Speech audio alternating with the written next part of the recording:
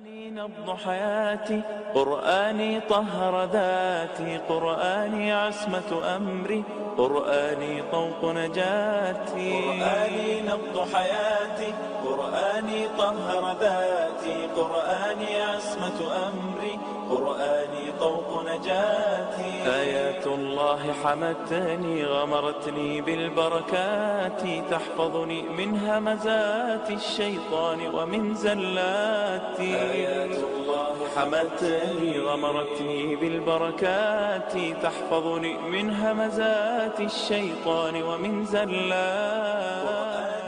نحمده ونصلي على رسوله الكريم أما بعد فأعوذ بالله من الشيطان الرجيم بسم الله الرحمن الرحيم رب اشرح لي صدري ويسر لي أمري واحلل عقدة من لساني يفقهوا قولي. السلام علیکم ورحمۃ اللہ وبرکاتہ. ناظرین، آج ہم گفتگو کریں گے جادو کے بارے میں. بہت سے لوگ زندگی میں اس پریشانی کا شکار رہتے ہیں کہ ان پر کسی نے جادو کر دیا ہے، یا اس بات سے خوفزدہ رہتے ہیں کہ کوئی ان پر جادو نہ کر دے. بعض اوقات جسمانی بیماریوں کا سبب بھی جادو کو قرار دیتے ہیں. لیکن جادو کی حقیقت کیا ہے، اور جادو کسی شخص کو کتنا نقصان دے سکتا ہے، اور خود جادو کرنے والے کا انجام کیا ہے، اس کے بارے میں ہم قرآن و سنت سے رجوع کریں گے، اور ہم دیکھیں گے کہ ہمیں اس بارے میں کیا موقف اختیار کرنا چاہیے. قرآن مجید سورۃ طٰہٰ کی آیت نمبر 69 میں اللہ تعالیٰ فرماتے ہیں وَلَا يُفْلِحُ السَّاحِرُ حَيْثُ أَتَىٰ، کہ جادوگر کامیاب نہیں ہو سکتا، یا جادوگر کبھی کامیاب نہیں ہو سکتا، خواہ وہ کسی بھی شان سے آئے، خواہ وہ کہیں سے بھی آئے. گویا جادوگر کے لیے حتمی کامیابی نہیں ہے. دوسرے معنوں میں جادوگر سراسر نقصان میں ہے. جہاں بھی آئے، جہاں بھی اترے، جو بھی کرنا چاہے، ضروری نہیں کہ وہ کامیاب ہو.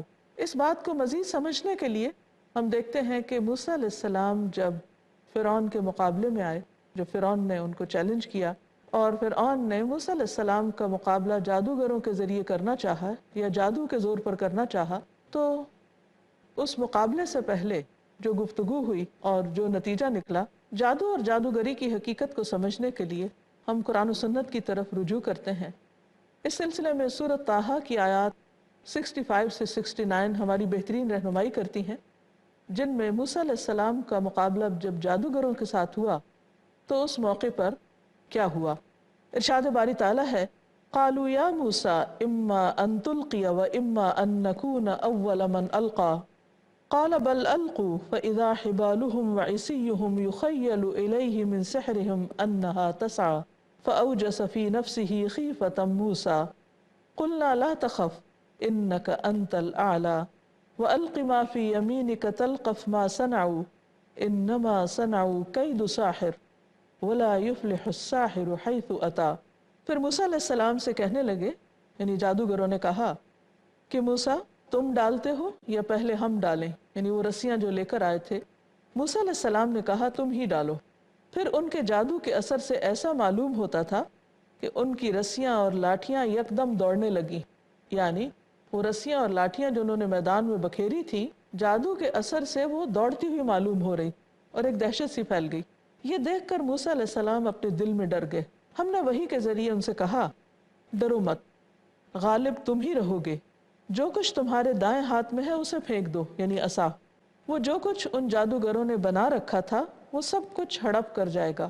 انہوں نے تو صرف جادو کی فریب کاری ہی بنائی ہوئی ہے، اور جادوگر جہاں سے بھی آئے کامیاب نہیں ہو سکتا. تو اللہ سبحانہ تعالیٰ نے موسیٰ علیہ السلام کو تسلی دی کہ یہ ساحری اور یہ جادوگری ایک وقتی اثر ہے، لیکن اس سے وہ اپنے مقصد کو نہیں پا سکتے، اس میں کامیاب نہیں ہو سکتے. اصل بات یہ ہے کہ سحر کا لفظی معنی ہوتا ہے دھوکہ دینا، ہیلا کرنا، یعنی ایک چال چلنا، حقیقت سے پھیرنا، یعنی کسی چیز کی اصل کچھ ہو اور انسان کو وہ کچھ اور نظر آئے، باطل کو حق کی صورت میں پیش کرنا. تو گویا سحر ایسے طریقے کا نام ہے کہ جس سے انسان کے خیال میں تبدیلی پیدا کی جاتی ہے، کہ ایک چیز جس کی حقیقت کچھ ہوتی ہے وہ انسان کو کچھ اور نظر آنے لگتی. مثلاً جادوگروں کا ایک بہت بڑا وار شوہر اور بیوی کے تعلقات کو خراب کرنا ہوتا ہے. اور اس کا آغاز اور ابتدا کہاں سے ہوتی ہے کہ شوہر کو اپنی بیوی بری لگنے لگتی، حالانکہ اس کے اندر کوئی ایسی خرابی نہیں ہوتی، لیکن ساحر اپنی کوششوں کے ذریعے، اپنے کرتبوں کے ذریعے شوہر کے خیال کے اندر اثر انداز ہوتا ہے، جس سے وہ اپنی بیوی کے ساتھ نفرت کرنے لگتا ہے، حالانکہ کوئی بظاہر دیکھنے میں ایسے اسباب نہیں ہوتے، کوئی ایسی وجوہات نہیں ہوتی۔ دوسرے لفظوں میں یہ کہیے کہ جادو ایک نفسیاتی اثر ہوتا ہے جو بسا اوقات انسان کی سوچ سے آگے بڑھ کر اس کے جسم پر بھی اثر انداز ہو جاتا ہے۔ جیسے آپ دیکھیے کہ انسان جب کسی چیز سے ڈرتا ہے تو ڈرنے کا نتیجہ کیا ہوتا ہے کہ اس کے دل کی دھڑکن تیز ہو جاتی ہے، اس کے رونگٹے کھڑے ہو جاتے ہیں، بعض اوقات اس کا رنگ پیلا ہو جاتا ہے۔ تو حالانکہ خوف ایک نفسیاتی اثر ہے لیکن جسم متاثر ہوتا ہے۔ تو اس طرح بعض اوقات جادو کے اثر سے کچھ جسمانی بیماریاں بھی لاحق ہو جاتی ہیں، لیکن یہ بات یاد رکھنی چاہیے کہ جادو شیطان کی ایک چال ہے، اور شیطان کی چالوں کے بارے میں اللہ تعالیٰ فرماتے ہیں کہ ان کید الشیطان کان ضعیفا، کہ شیطان کی چال بہت کمزور ہوتی ہے۔ دوسری بات یہ کہ جادوگر اپنے جادو کے زور سے کسی کو کوئی نقصان نہیں دے سکتے جب تک کہ اللہ کا اذن نہ ہو۔ مثلاً بہت سی بیماریوں کے وائرس فضا میں ہوتے ہیں، کچھ لوگوں کے اوپر اٹیک ہو جاتا ہے، کچھ لوگ محفوظ رہتے ہیں۔ فلو کی وبا عام ہوتی ہے تو ضروری نہیں ہوتا کہ ہر شخص کو فلو ہو جائے، کچھ لوگوں کو ہوتا ہے اور کچھ کو نہیں ہوتا۔ اسی طرح جادوگر اپنی کوشش میں لگے رہتے ہیں، لیکن ضروری نہیں کہ وہ جس پر جادو کرنے کی کوشش کریں ضرور اس پر اثر بھی ہو جائے، اور اگر اثر ہوتا بھی ہے تو وہ بإذن اللہ ہوتا ہے، لیکن اس کا بھی توڑ ہو سکتا ہے، اس کا بھی علاج ہو سکتا ہے، اور جادو الٹیمیٹلی نتیجتاً کامیاب نہیں ہوتا۔ اور اگر دنیا میں اس کا کوئی ٹرک یا کوئی وار وقتی طور پر اثر کر بھی جائے تو یہ اس کے اپنے لیے بہت نقصان دہ چیز ہے۔ اس بات کو بھی سمجھنے کے لیے ہم دیکھتے ہیں سورۃ البقرہ آیت نمبر 102 میں اللہ تعالیٰ نے ہمیں اس کی حقیقت بتائی ہے۔ فرمایا کہ وَمَا هُمْ بِضَارِّينَ بِهِ مِنْ أَحَدٍ إِلَّا بِإِذْنِ اللَّهِ وَيَتَعَلَّمُونَ مَا يَضُرُّهُمْ وَلَا يَنْفَعُهُمْ وَلَقَدْ عَلِمُوا لَمَنِ اشْتَرَاهُ مَا لَهُ فِي الْآخِرَةِ مِنْ خَلَاقٍ وَلَبِئْسَ مَا شَرَوْا بِهِ أَنفُسَهُمْ لَوْ كَانُوا يَعْلَمُونَ۔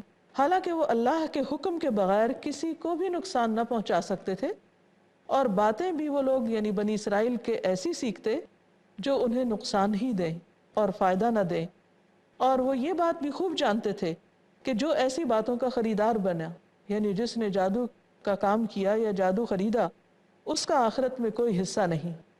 کتنی بری چیز تھی جسے انہوں نے اپنی جانوں کے عوض خریدا، کاش وہ اس بات کو جانتے ہوتے۔ یعنی اس سے یہ پتہ چلتا ہے کہ جادو کرنے والا بسا اوقات کامیاب ہوتا نظر آتا ہے، لیکن در حقیقت وہ اپنی آخرت کو داؤ پر لگاتا ہے۔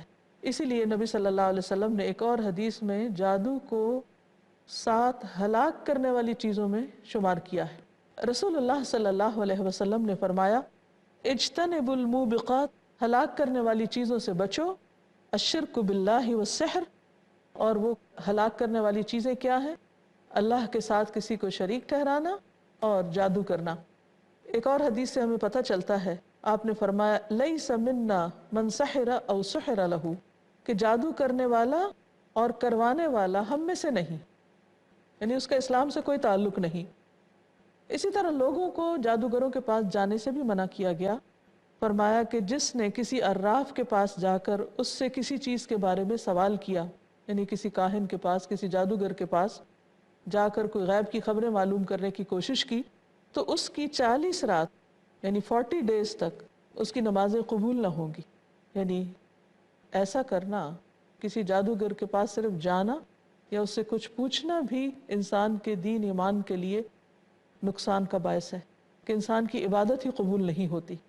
تو اب آپ دیکھیے کہ اگر جانے والے کی عبادت قبول نہیں ہوتی تو جو شخص ایسا عمل کر رہا ہے اس کی عبادت کا کیا حال ہوگا، اور اس کے دین اور اس کے ایمان کا کتنا بڑا نقصان ہو سکتا ہے۔ اسی لیے فرمایا وَلَا يُفْلِحُ السَّاحِرُ حَيْثُ أَتَى، جادوگر کامیاب نہیں ہوتا، کامیاب نہ ہوگا جہاں سے بھی آئے۔ ایسے تمام توہمات کا مقابلہ کس طرح کیا جائے کیونکہ شیطان انسان کے دل میں وسوسہ ڈالتا رہتا ہے. تو ان وسوسوں کا مقابلہ کیسے ہو، اس کے بارے میں قرآن مجید میں آتا ہے. سورۃ الزمر کی آیت ہے 36. فرمایا الیس اللہ بکاف عبدہ ویخوفونک بالذین من دونہ ومن یضلل اللہ فما لہ من ہاد. کیا اللہ تعالیٰ اپنے بندے کو کافی نہیں ہے؟ اور یہ لوگ آپ کو ان سے ڈراتے ہیں جو اس کے سوا ہیں، یعنی غیر اللہ سے ڈراتے ہیں. اور جسے اللہ گمراہ کر دے اسے کوئی ہدایت دینے والا نہیں. تو بنیادی بات یہ ہے کہ انسان کو ایسی کسی بھی چیز سے ڈرنا نہیں چاہیے، کیونکہ اصل طاقت کا مالک، نفع نقصان کا مالک صرف اور صرف اللہ ہی ہے. اس سلسلے میں یہ بھی یاد رہے کہ انسان ان دعاؤں اور اذکار کا اہتمام کرے جو نبی صلی اللہ علیہ وسلم نے سکھائی ہیں. مثلا عبداللہ بن عمرو بن العاص سے روایت ہے کہ نبی صلی اللہ علیہ وسلم جب مسجد میں تشریف لے جاتے تو یہ دعا پڑھا کرتے تھے: اعوذ باللہ العظیم وبوجہہ الکریم وسلطانہ القدیم من الشیطان الرجیم. اس کا ترجمہ ہے کہ میں اللہ انتہائی عظمت والے کی، اس کی ذات کریم اور اس کے سلطان قدیم کے ساتھ پناہ لیتا ہوں شیطان مردود سے. انسان جب یہ کہہ لیتا ہے تو ابلیس کہتا ہے کہ آج سارے دن کے لیے یہ مجھ سے محفوظ ہو گیا. نبی صلی اللہ علیہ وسلم نے کتنی بہترین دعا ہمیں سکھائی. انسان اگر صبح کے وقت یہ پڑھ لے تو شیطان کا انسان پر کوئی زور نہیں چلے گا. اسی طرح ایک اور روایت میں آتا ہے، عثمان بن ابی العاص کہتے ہیں کہ میں نے نبی صلی اللہ علیہ وسلم سے کہا: اے اللہ کے رسول صلی اللہ علیہ وسلم، مجھے نماز میں ایسی صورتحال پیش آتی ہے کہ مجھے یاد نہیں رہتا، میں بہت بھولتا ہوں کہ میں نماز میں کیا پڑھ رہا ہوں. بہت سے لوگ اس مشکل کا شکار ہوتے ہیں. آپ نے فرمایا یہ شیطان کا اثر ہے، یعنی شیطان انسان کی سوچ میں خلل ڈالتا ہے اور انسان کو بھلوا دیتا ہے. تم میرے قریب آؤ. میں آپ کے قریب ہوا، پنجوں کے بل بیٹھ گیا. آپ صلی اللہ علیہ وسلم نے میرے سینے پر ہاتھ مارا اور میرے منہ پہ تھتکارا اور فرمایا کہ اے اللہ کے دشمن تم نکل جاؤ. آپ نے 3 بار ایسا کیا اور پھر فرمایا جاؤ تم اپنے کام پر چلے جاؤ. عثمان کہتے ہیں کہ میری عمر گواہ ہے کہ اس کے بعد شیطان نے مجھے کبھی پریشان نہیں کیا، یعنی یہ میری مشکل آسان ہو گئی. پھر اسی طرح اللہ تعالیٰ کے دیگر کلمات اور خصوصاً جو اس موضوع پر ہمیں سکھائے گئے ہیں ان کا اہتمام کرنا چاہیے. اگر کبھی بھی انسان کو ایسا کوئی وہم ہو جائے یا ایسی کوئی تکلیف ہونے لگے یا یکا یک کسی چیز کے بارے میں اس کو منفی خیالات آنے لگے یا انسان وسوسوں کا شکار ہو تو نبی صلی اللہ علیہ وسلم کے سکھائے ہوئے ان کلمات سے مدد دے. ابو طیاح کہتے ہیں کہ ایک آدمی نے عبد الرحمن بن خنبش سے پوچھا کہ رسول اللہ صلی اللہ علیہ وسلم نے اس وقت کیا کیا جب ان کے پاس شیاطین آئے. انہوں نے کہا کہ شیاطین مختلف وادیوں اور گھاٹیوں سے اتر کر نبی صلی اللہ علیہ وسلم کے پاس آئے اور ان میں سے ایک شیطان کے ہاتھ میں آگ کا شعلہ تھا جس سے اس کا ارادہ تھا کہ آپ کو جلائے، لیکن وہ خود مروب ہو گیا اور خود ہی پیچھے ہٹنے لگا. اتنی دیر میں جبریل علیہ السلام تشریف لائے اور انہوں نے نبی صلی اللہ علیہ وسلم کو ایک دعا سکھائی. انہوں نے کہا کہ آپ پڑھیے. آپ نے پوچھا کہ کیا پڑھوں؟ تو جبریل علیہ السلام نے یہ دعا پڑھ کر سنائی: اعوذ بکلمات اللہ التامات التی لا یجاوزہن بر ولا فاجر من شر ما خلق وذرأ وبرأ ومن شر ما ينزل من السماء ومن شر ما يعرج فيها ومن شر ما ذرأ في الأرض ومن شر ما يخرج منها ومن شر فتن الليل والنهار ومن شر كل طارق إلا طارقا يطرق بخير يا رحمن. اس کا ترجمہ ہے کہ میں اللہ تعالیٰ کے ان تمام کلمات کے ساتھ پناہ چاہتا ہوں جن سے آگے نہ تو کوئی نیک اور نہ ہی کوئی برا شخص بڑھ سکتا ہے، ہر اس چیز کے شر سے جو آسمان سے اترتی ہے اور جو اس میں چڑھتی ہے، اور اس چیز کے شر سے جسے اس نے زمین میں پیدا کیا، اور اس چیز کے شر سے جو زمین سے نکلتا ہے، اور رات اور دن کے فتنوں کے شر سے، اور رات کو آنے والے شر سے، سوائے اس کے جو خیر کا باعث ہو، اے ارحم الراحمین، یعنی اے سب سے بڑھ کر رحم فرمانے والے. چنانچہ شیاطین کی آگ بجھ گئی اور اللہ نے انہیں شکست دی. تو اس سے پتہ چلتا ہے کہ اگر انسان کبھی ایسی غیر معمولی حالات کا شکار ہو اور اسے دشمنوں کا خوف ہو تو اس موقع پر بھی یہ دعا پڑھی جا سکتی ہے. اسی طرح آیت الکرسی کے پڑھنے والے بھی جنات سے محفوظ رہتے ہیں. ایک حدیث کے مطابق جو شخص صبح و شام آیت الکرسی پڑھ لیتا ہے وہ جنوں کے شر سے محفوظ رہتا ہے۔ ایک موقع پر نبی صلی اللہ علیہ وسلم نے حضرت ابو ہریرہ کو بیت المال کی حفاظت کے لیے مقرر کیا اور 3 دن تک ایک چور آ کر وہاں سے کچھ اٹھانے کی کوشش کرتا رہا، تو بالآخر جب انہوں نے آیت الکرسی پڑھی تو وہ شخص بھاگ گیا، دراصل وہ شیطان تھا۔ یہ ایک حدیث کا خلاصہ ہے۔ آیت الکرسی کے علاوہ نبی صلی اللہ علیہ وسلم پر جب یہود نے جادو کیا تو آپ نے معوذتین پڑھی اور اس سے علاج کیا، یعنی قل اعوذ برب الفلق اور قل اعوذ برب الناس۔ رسول اللہ صلی اللہ علیہ وسلم جنات اور انسانوں کی نظر سے پناہ مانگا کرتے تھے۔ پھر جب معوذتین نازل ہوئی تو آپ نے یہی 2 صورتیں پڑھنی شروع کی اور باقی چیزیں ترک کر دی۔ اسی طرح سورۃ البقرہ کی آخری آیات یعنی آمن الرسول بما انزل الیہ من ربہ سے آخر تک، اس کے بارے میں بھی آتا ہے کہ یہ بھی جو شخص رات کے وقت پڑھتا ہے تو پوری رات اس کی حفاظت کے لیے یہ کافی ہو جاتی ہیں۔ سورۃ البقرہ کا پڑھنا بھی بہت فائدہ مند ہوتا ہے۔ آپ صلی اللہ علیہ وسلم نے فرمایا سورۃ البقرہ پڑھا کرو، اس کا پڑھنا باعث برکت ہے اور اس کا چھوڑنا باعث حسرت ہے، اور اس کے پڑھنے والے یعنی جو بھی اس کو پڑھتا ہے اس پر جادوگر قابو نہیں پا سکتے، یعنی ان کا زور اس پر نہیں چلتا۔ پھر اسی طرح شیطان آذان کی آواز سے بھاگ جاتا ہے، تو اگر کسی جگہ پر ایسے اثرات محسوس ہوں تو آذان دینا بھی فائدہ مند ہوگا۔ کچھ دیگر دعائیں بھی نبی صلی اللہ علیہ وسلم نے سکھائی ہیں۔ عثمان بن عفان سے روایت ہے کہ آپ صلی اللہ علیہ وسلم نے فرمایا کہ جس نے یہ دعا 3 مرتبہ پڑھی، بسم اللہ الذی لا یضر مع اسمہ شیء فی الارض ولا فی السماء وہو السمیع العلیم، یعنی صبح و شام جو شخص یہ پڑھے گا تو اگر شام کے وقت کوئی پڑھتا ہے تو صبح تک کوئی ناگہانی مصیبت اس کو نقصان نہیں دے گی یا اس تک نہیں پہنچے گی، اور جو صبح کے وقت یہ پڑھے گا تو شام تک اسے کوئی ناگہانی مصیبت نہیں پہنچے گی، اور اس میں جادو اور دیگر تمام ہر طرح کے شر وغیرہ موجود ہیں۔ اسی طرح لا الہ الا اللہ وحدہ لا شریک لہ، یہ کلمہ پڑھنا بھی انسان کو ہر طرح کے جادوگروں اور شیاطین سے محفوظ رکھتا ہے۔ بعض اوقات جادو کا اثر انسان کی صرف روح پر نہیں ہوتا بلکہ اس کے جسم پر بھی آ جاتا ہے، اور اس کے علاج کے لیے انسان کسی ڈاکٹر سے رجوع کر سکتا ہے، لیکن نبی صلی اللہ علیہ وسلم نے کچھ غذاؤں کے استعمال کرنے کا بھی حکم دیا ہے۔ مثلا اجوا کھجور، اس کے بارے میں صحیح حدیث میں آتا ہے کہ جو شخص صبح کے وقت اجوا کھجور کھائے گا شام تک اس پر کوئی جادو یا زہر اثر نہیں کرے گا۔ اسی طرح کلونجی کے بارے میں آپ نے فرمایا کہ موت کے سوا ہر بیماری سے اس میں شفا ہے۔ آب زمزم کا استعمال فائدہ مند ہے۔ اسی طرح حجامہ کروانا، حجامہ سے مراد ہے کہ مخصوص طریقے سے جو جسم سے خون نکالا جاتا ہے اس کو نکلوانا، یہ بھی علاج کے لیے بہت مفید ہے۔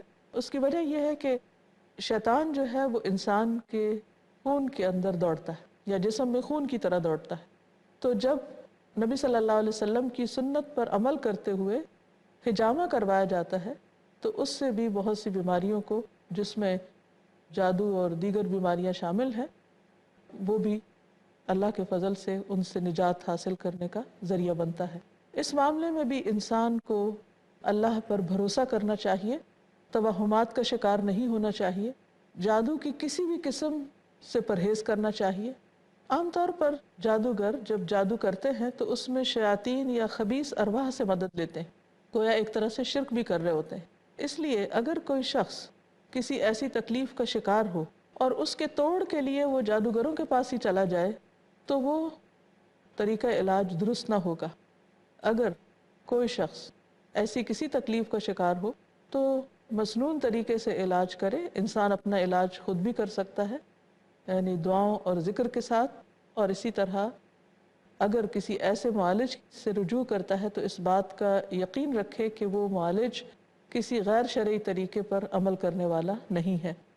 اور سب سے بڑی بات یہ کہ انسان جب اللہ پر توکل کرتا ہے، اللہ پر بھروسہ رکھتا ہے اور اس بات کا یقین رکھتا ہے کہ ہر طرح کا فائدہ اور نقصان صرف اور صرف اللہ کے ہاتھ میں ہے، اور جب وہم آنے لگے تو بلند آواز سے یہ پڑھے اور اپنے آپ کو سنائے کہ وَلَا يُفْلِحُ السَّاحِرُ حَيْثُ أَتَى، جادوگر کامیاب نہیں ہو سکتا جہاں سے بھی آئے، کیونکہ اصل فائدہ اور نقصان اللہ کے ہاتھ میں ہے، کسی جادوگر کے ہاتھ میں نہیں ہے۔ نبی صلی اللہ علیہ وسلم نے جادو سے محفوظ رہنے کے لیے ہمیں عجوہ کھجور کھانے کا بھی حکم دیا ہے۔ آپ نے فرمایا من تصبح 7 تمرات عجوة لم يضره ذلك اليوم سم ولا سحر۔ رسول اللہ صلی اللہ علیہ وسلم نے فرمایا جو شخص صبح کے وقت 7 عجوہ کھجوریں کھائے گا اس روز وہ جادو اور زہر سے بچا رہے گا۔ اسی طرح آیت الکرسی کا پڑھنا انسان کو شیاطین کے شر سے محفوظ رکھتا ہے۔ حدیث میں آتا ہے، ابو ہریرہ فرماتے ہیں کہ رسول اللہ صلی اللہ علیہ وسلم نے مجھے صدقہ فطر کی نگہبانی پر مقرر فرمایا، تو انہوں نے دیکھا کہ رات کے وقت ایک شخص آیا اور وہ لب بھر بھر کر اس میں سے کھجوریں لینے لگا۔ وہ کہتے ہیں کہ میں نے اس کو پکڑ لیا اور اس کو کہا کہ میں تجھے ضرور رسول اللہ صلی اللہ علیہ وسلم کے پاس لے جاؤں گا، چھوڑوں گا نہیں۔ پھر انہوں نے پورا قصہ بیان کیا، یعنی 3 دن تک وہ شخص اسی طرح آتا رہا، اور آخری دن جب اس نے دیکھا کہ اب میں نہیں چھوٹتا تو کہنے لگا کہ جب تو سونے کے لیے بستر پر جائے تو آیت الکرسی پڑھ لے، صبح تک اللہ کی طرف سے تجھ پر ایک نگہبان فرشتہ مقرر رہے گا اور تیرے پاس شیطان پھٹکنے نہ پائے گا۔ ابو ہریرہ نے جب یہ بات سنی تو آ کر نبی صلی اللہ علیہ وسلم کو پورا قصہ سنایا، تو آپ نے فرمایا وہ دراصل شیطان تھا جو خود تو جھوٹا ہے لیکن اس نے جو بات کی وہ سچی ہے۔ تو اس سے پتہ چلتا ہے کہ جو شخص رات کو سوتے وقت آیت الکرسی پڑھتا ہے وہ شیطان کی شر سے محفوظ رہتا ہے۔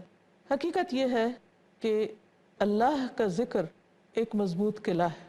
انسان جب بھی کسی قسم کے خوف کا شکار ہو یا وہ سمجھے کہ کوئی چیز اس پر حملہ آور ہو رہی ہے یا اس کو پریشان کر رہی ہے یا اس کو اللہ تعالیٰ سے دور لے جا رہی ہے یا اس کے ایمان میں کمزوری واقع ہو رہی ہے، تو اسے اللہ کے ذکر سے مدد لینی چاہیے، خوب اللہ کو یاد کرنا چاہیے۔ اللہ تعالیٰ سے مدد حاصل کرنے کا بہترین طریقہ کیا ہے کہ صبر اور نماز سے کام لیا جائے، جلد بازی نہ کی جائے اور جلدی میں علاج کے لیے غیر مسنون اور غیر شرعی طریقے اختیار نہ کیے جائیں، تو انشاءاللہ اللہ کی مدد قریب ہے۔ اللہ تعالیٰ دعاؤں کا سننے والا ہے، جو بھی اس پر بھروسہ کرتا ہے، اس پر توکل کرتا ہے، وہ اس کے لیے کافی ہو جاتا ہے۔ لیکن شیطان انسان کو ہمیشہ اس بات پر آمادہ کرتا ہے کہ وہ اللہ کو چھوڑ کر غیر اللہ کا سہارا لے اور کسی نہ کسی طرح شرک میں مبتلا ہو جائے، کیونکہ جو شخص شرک میں مبتلا ہوگا اس کے سارے نیک اعمال ضائع ہو جائیں گے۔ اس لیے انسان کو جادو کی حقیقت اور اس کے علاج اور جن طریقوں سے علاج کروانا مسنون ہے اس کے بارے میں تفصیلی علم ہونا ضروری ہے۔ کہیں ایسا نہ ہو کہ انسان جہالت میں کچھ ایسا کام کر بیٹھے جو اس کے ایمان کا دشمن ہو اور اس کے لیے نقصان کا ذریعہ ہو، کیونکہ جادوگر کبھی کامیاب نہیں ہو سکتے۔ جادو کرنے والا، کرانے والا اور جس کے لیے کیا جائے وہ سب نقصان میں ہے۔ اللہ تعالی ہمیں ایسے تمام قسم کے نقصانات سے محفوظ رکھے، ہم سب کی حفاظت فرمائے۔ اس کے ساتھ ہی ہم آج کے پروگرام کو ختم کرتے ہیں، آپ سے اجازت چاہتے ہیں۔ السلام علیکم ورحمۃ اللہ وبرکاتہ۔ خالدة ما أعظمها من كلمات من الرحمن علينا بكتاب من رحمات، معجزة خالدة ما أعظمها من كلمات من الرحمن علينا بكتاب من رحمات، قرآني نبض حياتي، قرآني طهر ذاتي، قرآني عصمة أمري، قرآني طوق نجاتي، قرآني نبض حياتي، قرآني طهر ذاتي، قرآني عصمة أمري، قرآني طوق نجاتي۔